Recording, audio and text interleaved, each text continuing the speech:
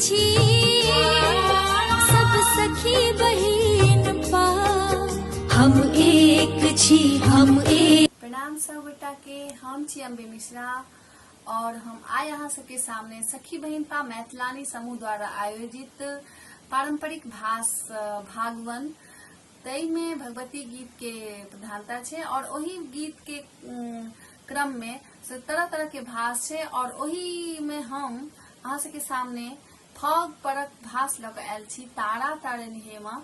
तो वही गीत सुनल जाओ अहाँ सब। तारा तारनी हेमा दुर्गा नाम तोहार, तारा तारनी हेमा दुर्गा नाम तोहार। कहमा नहेली काली कहमा लाट झारलनी, कहमा नहेली काली कहमा लाट झारलनी, कहमा कैली श्रृंगार कहमा कैली श्रृंगार। तारा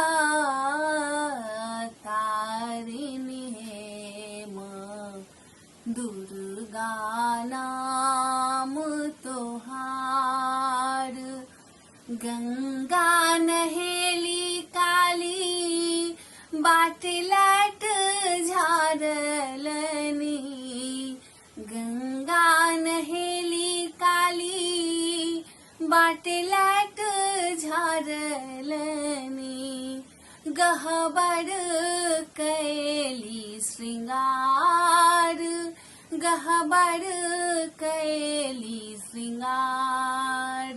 तारा तारनी हेमा दुर्गा नाम तो।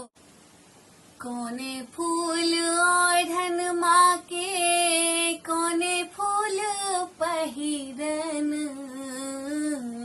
कोने फूल ओढ़न माँ के कोने फूल पहिरन, कोने फूल के 16 श्रृंगार, कोने फूल के 16 श्रृंगार। तारा तारनी हेमा दुर्गा नाम तोहार। बेली फूल ओढ़न माँ के चमेली फूल पहिरन, बेली फूल ओढ़न माँ फूल पहिरन, अड़हुल के 16 श्रृंगार, अड़हुल के 16 श्रृंगार। तारा तारनी हेमा दुर्गा नाम तोहार।